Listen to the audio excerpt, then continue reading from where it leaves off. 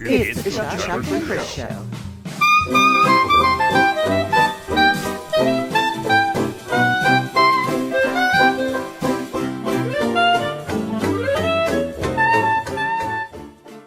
With Christopher German and Chuck Edson. Coming to you from Klamath County, Oregon. Now, without further ado, here's your hosts, Chuck Edson and Chris German. Hey there, folks. This is Christopher German coming to you for the Chuck and Chris Show, or Chris and Chuck Show, depends on which one of you speak to. But we have a grand episode for you today. We're going to be talking all about the electoral system and how we are getting people into office and why the American system is broken. It is thoroughly corrupted, and it is thoroughly broken. Time to throw the whole damn thing out, and let's start fresh. What do you say? You agree with me? I don't know. Well, this man, without further ado, let me introduce you to my co-host, Chuck Edson. Chuck, how are you doing today? I'm doing well, and by the way, I need to correct you because Catherine Gell says it's not broken, it's fixed. If you get that, it's fixed. Fixed. Quote, fixed. And so Chris, this is the second episode. Yes. And what do you remember about the first episode? Well, it was a blur a week ago, but the truth is I don't remember a lot about it. Okay. What I do remember, however, is we were talking about the failings of plurality voting. Yes. We were also talking about Catherine Gell and the fact that she put a phenomenal book together that you absolutely love, which I still haven't gotten a chance to read yet, but I intend to read. Well, you can borrow this one. I have to borrow this one. I have to read this one. But other than that, we were talking about starting a new podcast because, quite frankly, that is what we're supposed to be doing here on a Thursday night at 5 o'clock, which is when we're filming this thing. Right. And I can tell you we have it out on all the podcasting networks now, which is very exciting. It is on YouTube, it is on Amazon, it is on Apple, and it is on Spotify. Wow. And you can see it anywhere that you get good podcasts. So it's very exciting for that. And I think we're also going to be putting our videos up on YouTube, but we're also going to be putting our video up on Spotify as well. Oh, I've never heard of it, but it's exciting stuff. We're going all over the world, and people are going to listen to us on all kinds of different ways. So that is what I thoroughly remember about last week. Okay. Tell me what I'm forgetting. Well, one thing you don't know is that we've gotten hundreds and hundreds of emails and phone calls that I needed a haircut, and I've taken care of that. But everybody, all of these, most of them were about how you said, what was it you were saying? Oh, quite frankly, way too often. Yeah. So we were, and like 80s. 200, I don't know. Anyway, so thank you for bringing up my errors on this episode. I appreciate that. Yeah. So there were a couple of other points. Which one did you just bring up? Oh, two things that I wanted to comment too. That two things that are well known about our election system. The authors here basically don't really address them, and that is the Electoral College, which they just sort of dismiss that because 70% of the American public thinks it should be thrown out anyway, and I'm sure if we brought back the Founding Fathers, they'd say, hell, we would have thrown that out when we discovered the telegraph. So I believe. Certainly Washington and Adams were against the political system completely, the way we have it designed today. They thought parties were going to be the undoing of America. Well, George. It wasn't until Hamilton and a couple other guys got involved in the second administration that politics really became a political system. Yeah. Jefferson and Adams were actually opposite parties. And Jefferson thought Adams was off his rocker because Adams was a royalist, supposedly. Jefferson was, in fact, a Republican. And well, he wasn't a Republican at the time. But in any case, Adams was the Republican. But in any case, the thing is that Jefferson and Adams became diametrically opposed, which they were really good friends in 1776. They were really good friends when they were living in France. But over time, they became unfriended because of their politics. So they had Facebook back then, I take it. Never mind. Well, Jefferson was trolling Adams all over the place. Yeah, okay, it wasn't just them. There were George Washington in his farewell address. Don't read it. Read a summary of it because each sentence is about 3 paragraphs long. But he warned about that very thing. He warned about partisanship primarily, or polarization, we call it today. He warned about national debt, and he warned about interference from other countries. So it's kind of like nothing's changed since George Washington. But you know something that occurred to me as I was reading my book, which is I'm reading John Adams right now and learning all about this stuff, is that the people that say we need to do what the forefathers wanted for our country and we need to go back to the ways that the forefathers were, they are all, I think, ardent Republicans. And the truth of the matter is that the reason they're Republicans is because they've been swayed by the Republican Party. And quite frankly, I think, drum roll, I think if they had actually talked to Adams or Washington or any number of the Founding Fathers, they would be thrown out of the room on their ear because nobody believes in this political system anymore. Yeah, well, that's true. A majority of American citizens are registered as independents or non-affiliated. Like 40% of the American population is that way, which leaves 30 at the Republican or Democrat kind of split. In Oregon, it's 50% or non. There are reasons for that, but this two-party system is not representing us well. The authors make a real point about that. Call it a duopoly. I think we made that point well enough last time.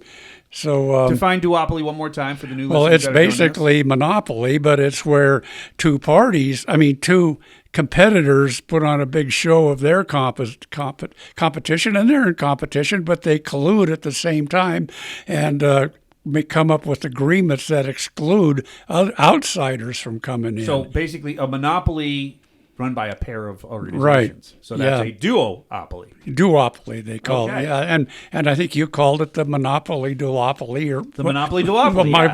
That like the Chris and Chuck or No Whatever show. So and the other thing they really attack is closed primaries, and I don't know. I hope that there is a growing consensus on that one. That's one of. I can tell you one of the search terms that I put into our tags that we have for these videos, because you have to tag all the videos that we put up on there. Open primaries was one of them I put on there.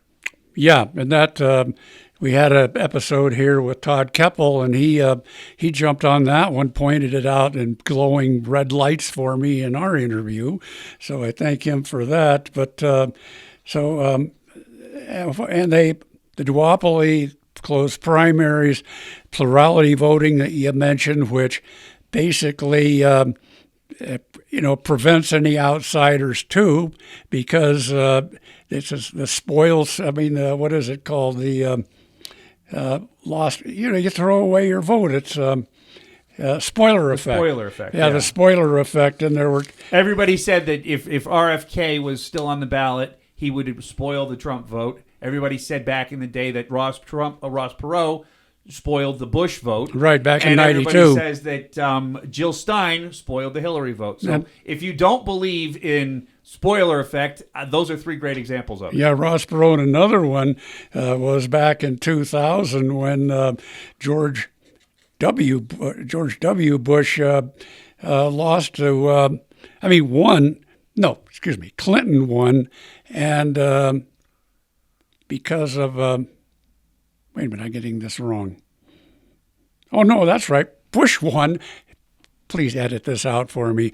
Bush won because of Nader got like 18% of the vote. Uh-huh. So that ruined it for them. So, yeah, the two-party plurality voting system is not representing our country, and there's all kinds of evidence. If you want more, the book goes into that to great detail. And one of the arguments that Gell makes is that not only does it not work for us as the voter, it doesn't work for the politicians either. Because the politicians don't have any incentive to be the best person that they can be. They can go off and do whatever they want because they are largely isolated from the voters, because they can, as long as they keep the party happy, they're going to get in office. Yeah, they just have to toe the line. They don't have to. They don't have to. It's happened to members on both sides. Whenever they've tried to cooperate or negotiate or compromise, their party will come in and primary them, get all the media on them, condemn them as Republicans. Take Liz Cheney, for example. That's another story, but it's an example, and a blatant one, of that kind of an effect.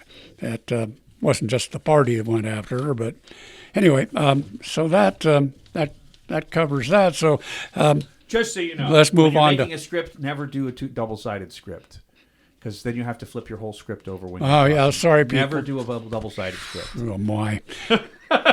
might as well pay for a producer to come in here and give me nothing but Hey, trouble. anybody wants to produce this? We need a producer. So that's a call to the No, world. I don't want any corrections. I want to do it my way. Well, anyway, so on to elections. And the book does a good job of arguing for their, or Gill's probably, favorite form of alternative election, which is the Final Five system, which is basically it's a ranked choice system along with another system. But so they talk about the Final Five, and I want to cover in this episode try to educate the public and voters, especially in Oregon, because we got the ranked choice method coming up here. I don't think it's going to pass, but I think we need to do away with plurality voting. By the way, we are broadcasting from the heart of the Oregonian Empire, Klamath Falls, Oregon. We are in Klamath County, and quite frankly, sitting right on Main Street, right underneath the brow of the man who made this town, put it on the map, as it were. This man, Kiva Sugarman. And so, Oh, yeah, thank you. a Yeah. nod to Kiva once again. Our hero, I ain't mad at nobody, Kiva Sugarman, about my grandfather's age, so he's no longer with us, but he is in spirit. Anyway, so I want to move on to the election system, and talk about 4 different models, and I've chosen these 4 because there's a well-known YouTuber named Mr. Beat, and he's sort of a nerdy-looking guy, kind of like Bill, even less charming than Bill Nye, the science guy, but he's a high school teacher. He's got 1 million viewers, and he reviewed 4 different systems, and they pretty well represent from the most simple to the more complex voting systems, election systems. They're all better than plurality voting. I do have to say, if you have an election where it's just 1 against 1, plurality voting makes sense. But if you got 3 or more, you don't want plurality voting because it just doesn't measure it doesn't compare the different candidates one-on-one against each other. For example, one huge problem with plurality voting happened this past election here in Klamath Falls with the Commissioner 1 position, where we had 9 candidates that were running for office, and they reduced it down to 2 because they wanted to be fair about things. And quite frankly, I think most of the people around here didn't get satisfied with the way that election turned out because their candidate was not put up there. And that's where ranked choice voting would have been so much more useful. Or open primaries. Would have been so much more useful because, quite frankly, I'm going to use it again. Okay, all right. Because it would have worked out where we could have evaluated all of the candidates and picked second choices. And in that situation, second and third choices would have mattered much more. Correct? Yeah. Well, yeah. And, in that case, actually, the candidate won because he got more than 50% by himself. So that, I think... Well, that was in Commissioner's position 3. Oh, yeah. Derek DeGroot's seat, he won outright. Yeah, that's what I'm saying. Oh, you're talking Dave about Henley's old seat. That got primary. Okay, that was all screwed. There was 9 people that ran for his office. Okay, I'd forgotten about that part. Yeah. Okay, well, thank you for correcting me on that because my age, I forget a lot of things. So. But that's a prime example of why plurality voting really didn't work out for anybody. Yeah. And quite frankly, ranked choice voting would have worked out so much better in that particular situation because they had so many candidates. Or star voting, which is which Mr. Beat concludes is the best, and I agree. But I think let's run down what star voting is so that they know. And just say too off the top that I think if the public was informed about this and knew the advantages that these options would win out. And it's a fact that basically people aren't aware of them. So in Mr. Beat's system, he looks at 4 different systems. And the first one is, most simple when you compare it to plurality. It's a little step up. And say, for example, you had 5 candidates, and you pretty much like 2 or 3 of them, you approve of the 2 or 3, and the other 2 or 3 you just leave blank. So and if you like one person the most and 2 others the same, you could rank them both 2, and then you could rank the other 2 as lowest or whatever. You can double up scores and really. I'm sorry, that isn't approval voting. I've gone ahead to score voting. But in approval voting, you just say I approve of the guy, or I don't approve of her, or whatever. And It's a binary choice. Yeah, well, yeah, for that. But you can approve of 2 or more, and so it works with that situation where you have, say, 5 candidates running, and you approve of, say, 3 candidates, and somebody else approves of those same 3 candidates, and somebody else approves of those 3 candidates.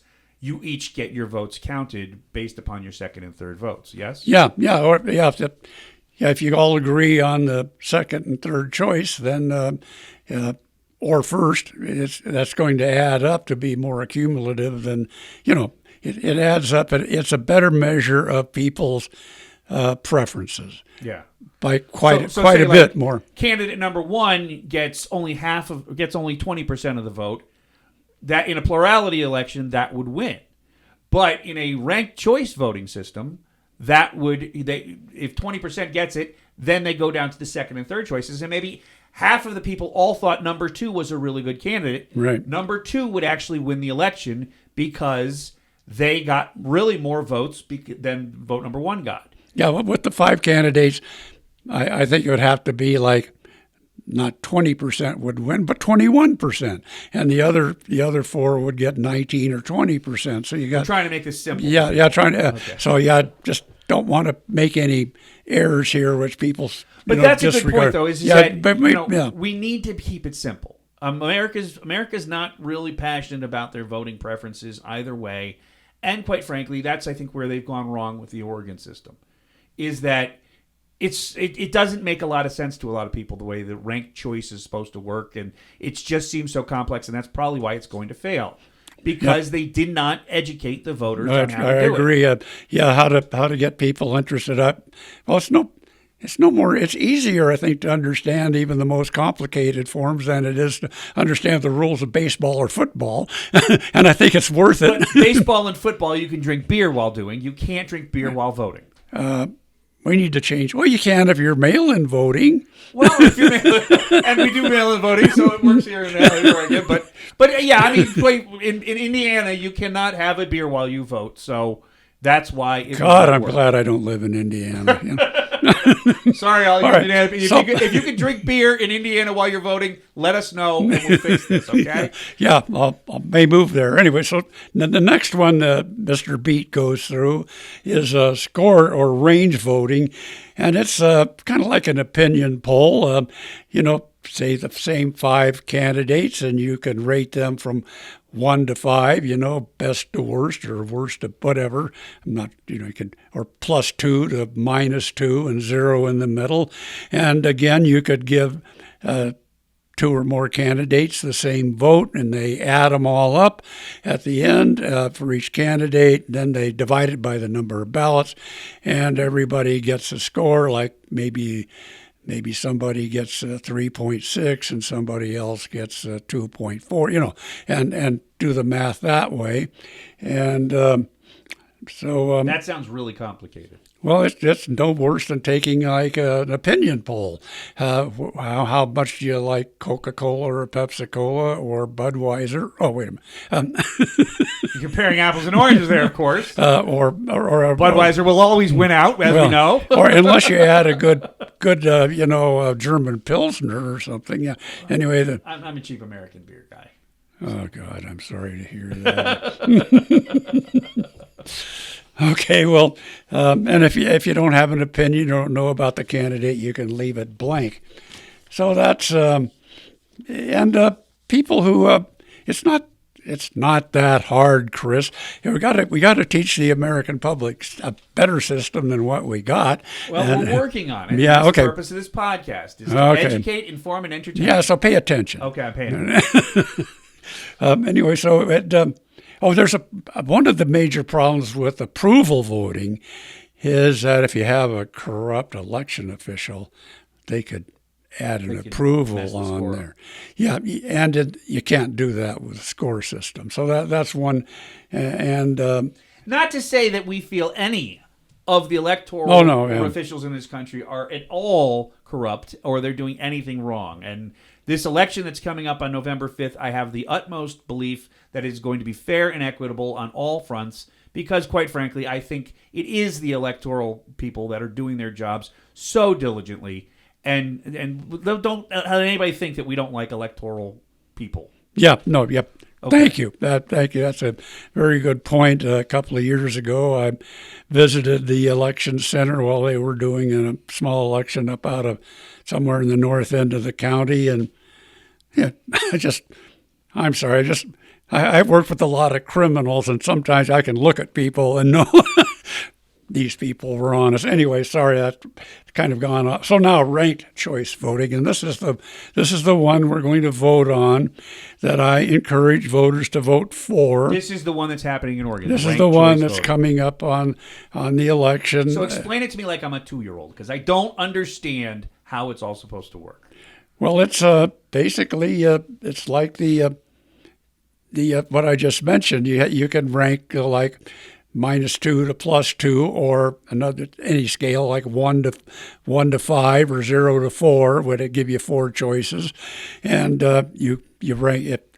Your favorite one you put down as number 1 or +2, and the one that you really dislike you give a 5 or leave blank, and then you could give 2 other people you like pretty well, 2s, and 1 to 4 and 1 to 3, or so, you can mix it up any way you want, and then they eliminate if somebody gets 50% of the first place votes in that first round, that person's elected. Mm-hmm. But if nobody is elected in that first round, nobody gets 50%, then they take the ballots for the lowest ranking candidate, and they find out who those people ranked as number 2. Their first choice was the candidate that got dumped.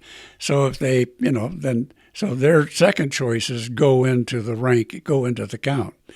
If that gets somebody over 50%, that person is the winner.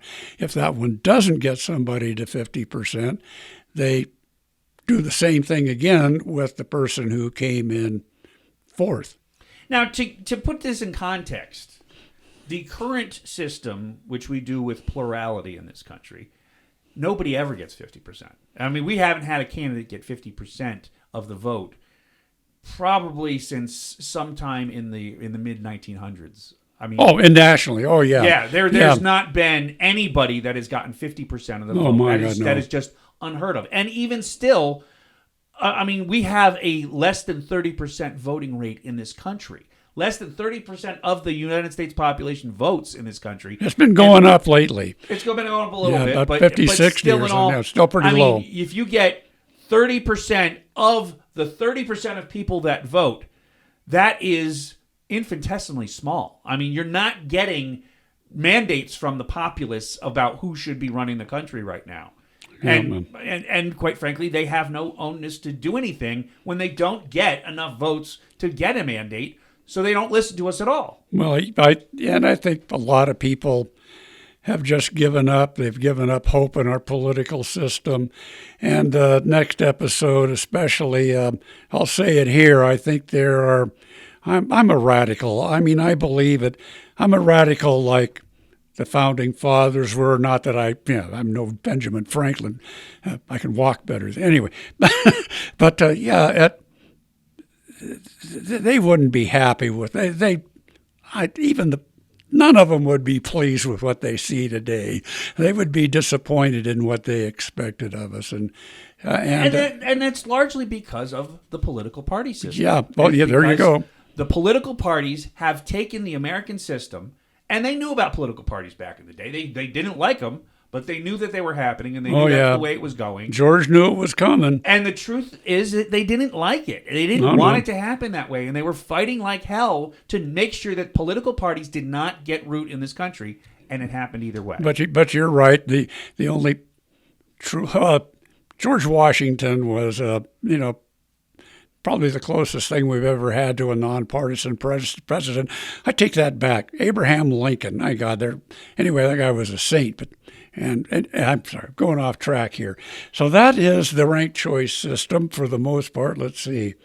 Yeah, and it's a little more complicated, but it is a lot. It's a lot stronger than even the scoring system in terms of representing people's choices. Okay, but it's not perfect. No, actually, and then speaking of that, maybe you've heard of Arrow's impossibility theorem as a political science major. No, never heard of it. Well, he proved back in. I'd never heard of it either until a few days ago. I was doing some more research on YouTube and stuff about election system, and this is a mathematician guy and I don't know, whatever, and he proved mathematically beyond a doubt there is no flawless election system in a democracy. It's impossible to achieve. But he anything's better than plurality unless you have just two issues or a yes/no question. I mean, he'd admit that. So it's fair to say, of all the ranking voting systems and all the voting systems out there, we use the dead end last one, crappiest one possible. Yeah. Because we're Americans, and that's we haven't cleaned out that bull stall in a long time. And sorry, anyway. Well, and to make a pitch for plurality. I mean, back in the day when everybody had farms and we were a small nation and one person, one vote really mattered, it made a little bit more sense. It wasn't great, but it made a little bit more sense. It's all that anybody knew at the time. Yeah, and I don't know when alternative voting systems even really started getting considered. I mean, this guy Kenneth Arrow or whatever, who did all this math and proved this point, he came up anyway. I understand one of his three principles that a system's supposed. The other two are too complicated for me to explain if I understood them. But the experts agree that he's right. The math proves it. There is no such thing as a perfect election system if you have more than two candidates. But there is the best one. And we have the best one today that we're going to share with you, I think. Well, I have the script here. I know where you're going next. I say, and Mr. Beat says, and quite frankly, a lot of people think this is the best system for electoral voting because, quite frankly, it does the best job. And it gets the will of the people known. Quite equally. Equal Vote Coalition is in Eugene, and they concur with Mr. Beat. In fact, they did a joint episode, and the Equal Vote Coalition, I think coalition up there it's a private nonprofit in Eugene. I probably should get in touch with them, but they're really advocating for this star voting system, and I agree with Mr. Beat and them. And what does star voting stand for? Well, you know that answer, so go ahead. I can read right here. It's score, then automatic runoff. STAR, score, then automatic runoff. What does it all mean? What delve into this for us, please. We need to know. It's now that we understand the score system and the ranked choice system, it's basically a combination of those two. And so, if you can decide which beer or which Pepsi or soft drink you prefer, you can do this. It's a little harder to score. It's a little more work for the election officials, but what the heck? So. Why is it more work for the election officials? Well, I mean, any of these where you're going to have to run the numbers through a computer more than once is going to be more time consuming and whatever. But we could do a Scantron kind of Oh, thing yeah. where, you click 1 for this one, 2 for this one, 3 for this one, 4 Oh, for yeah, that. it would- And they could, they would could be- design the form that could be read by a computer. Yeah, it's just going to take more computer time and more a little more expensive, but it's so much more powerful. I'll pay you another $2 in taxes a year to cover my share of this. Well, the county clerk of Klamath Falls is not a big fan of ranked choice voting. She thinks it's going to be very, very difficult, and they're going to have to get a lot of investment into their office in order to make it work. So for her, and she's a lovely lady. I don't want. Oh, yeah. For her benefit, I don't think we want to deal with ranked choice voting, but I do think we have to come up with a better system. Yeah, well, I don't know. This next one may be a little easier. I don't know, but the way it works, it's like I said, a combination of the two systems, the score voting and ranked choice. And again, a typical example would be 5 candidates, and you score them the same way we've already discussed it. And so then there's a scoring round where they go through, and again, like in the scoring thing, they identify, they tally up all the scores everybody gets and divide by the ballots and come up with an average score. And then what they take the top 2 candidates, so it's not all the top 2 vote getters. the top 2 vote with getters the highest score. run those, and if somebody gets 50% the first round, they're in right winner, there. yeah. But if nobody gets 50%, which I think with 5 would be often the case, then you do a second round of the count, and that is everybody else's second choice goes. Their vote gets thrown in there. Their second choice vote gets Yeah, counted, their second and then they choice- start going to second and third votes Yeah, well, to yeah, determine but- who has more votes. Yeah, true. Then they go through it each. That's probably in a lot of cases it's going to be one extra run or 2. And the advantage to this, because I knew this is where you're going with this, I don't know where it was. but the advantage to this is that compromise. Okay, you're not going to get your first ranked voter, but you will get your second choice. Okay? Or you might get your first choice. Or you might get your first choice. Sure. Who knows what's going to happen? But the point of the matter is that we compromise, and that's the way a good democracy works. That's what is supposed to be happening in Congress. That's what's supposed to be happening all across this country in the legislatures. Is we're supposed to compromise, and we're supposed to find the thing that doesn't make me happy, doesn't make you happy, but we both can live with the outcome. Yeah, a lot of people don't like the word compromise, so a better choice, in my opinion, is consensus, which not that much difference, but actually it's a process of understanding learning about things, hearing people's opinions, and reaching a consensus. And people can do it. But again, the star system is. And there are mathematical models that show that the star system is among the best, or the best of the 4 that we've discussed anyway, in terms of getting the job done in a representative way. And don't you all just want to be a star? Yeah. But you could be a star like Chris and I here. Among our 5 viewers. Now you need to get radical, sir. Oh, radical. Okay. Let's get radical, shall we? Well, I like that you called me a political maverick You in are a political that first episode. So here I'll just get a little radical. Not that much with the first one, and that's dump the Electoral College. I mean, 70% Katie, of bar the door. What? Get rid of the Electoral College? Are you crazy? Yeah, let's go back to let's resort to the telegraph to get the results back to Washington, or off to CNN or Fox or CBS or whatever. Anyway, And again, the Electoral College had its purpose back in the day. Oh, yeah. Because everybody was on horseback. yeah, Everybody took 4 or 5 extra days to get wherever they were going.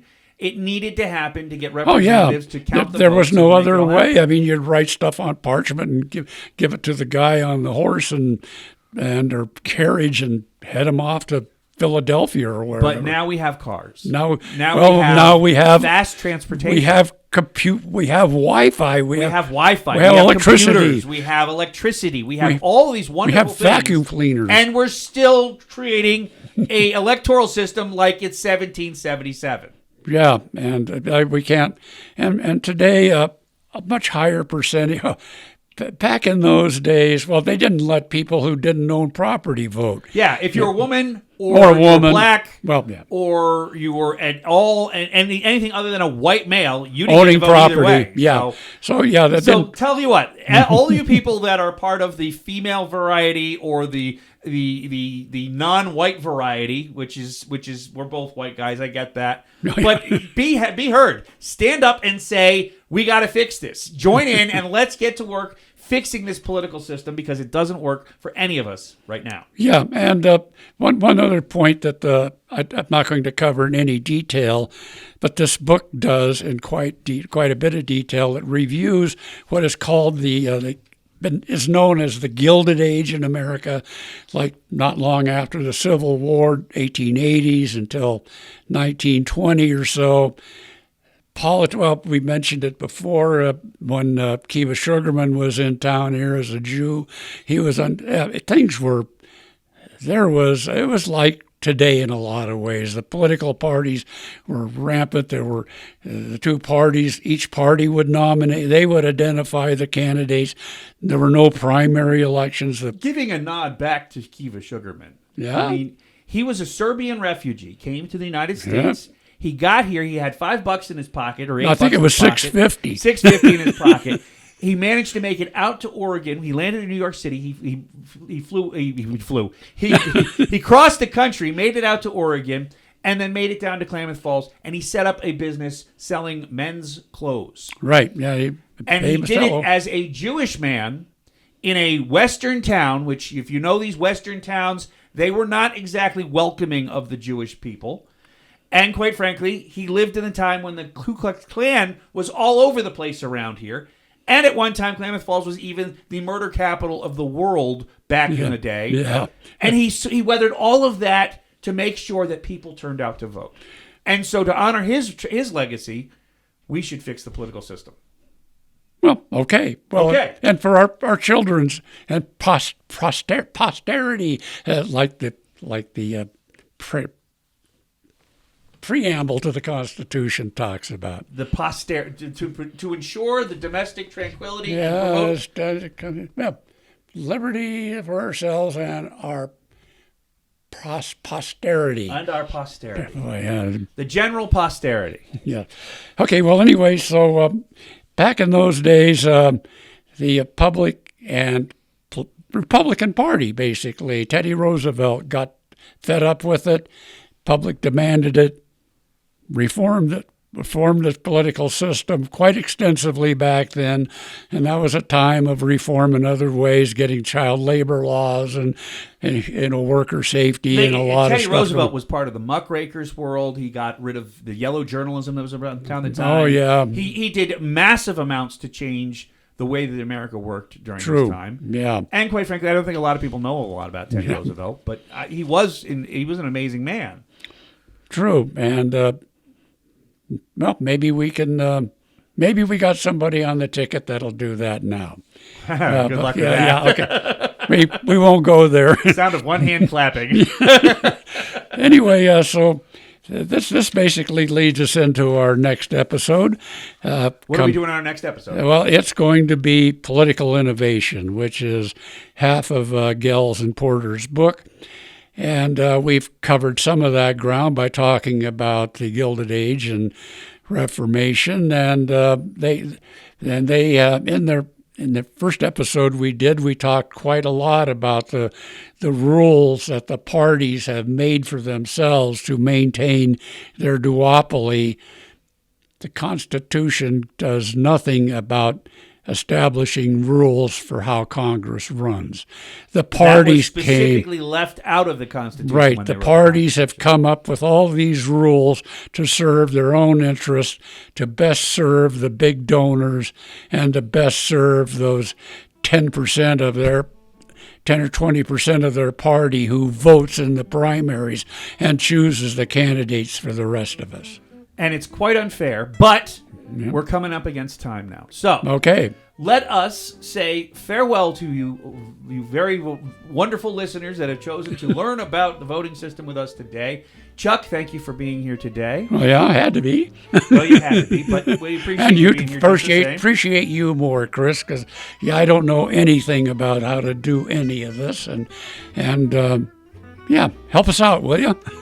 Well, if you would like to hit up our website, it is klamathtv.org. We're putting the episodes up on there. We're also on Spotify. We're on YouTube. We're on Amazon. We are also on Apple TV. Everywhere you get good podcasts, you will find our show. We are now officially all over the world. If you would like to listen to us anymore, we'll be putting new episodes out. I think every Tuesday at noon is when I'm going to be We hope you're producing these. listening, Vladimir Putin and Premier Xi or whatever. By the way, and is it under Klamath TV or is it under Kiva's Corner? KlamathTV.org Okay, all is right. the website. And or if you've been watching our episodes on Kiva's Corner, we're there too, I believe. Okay, so with that being said, we will see you next time. If you're watching us on video, we will listen to you. You will hear us again if you're listening to us on the podcast. Thank you so much for being here today. And wait till next week when we've got a whole new episode coming out. Yeah, and tell me how much you like my haircut, and tell me how many times Chris said, quite frankly. I said it twice this time. I only said it twice this time. It's like 6. Anyway, Quite frankly, I don't care. I forgive you. All right, thanks a lot, everybody. We'll see you next time. Thanks. Farewell. Bye-bye.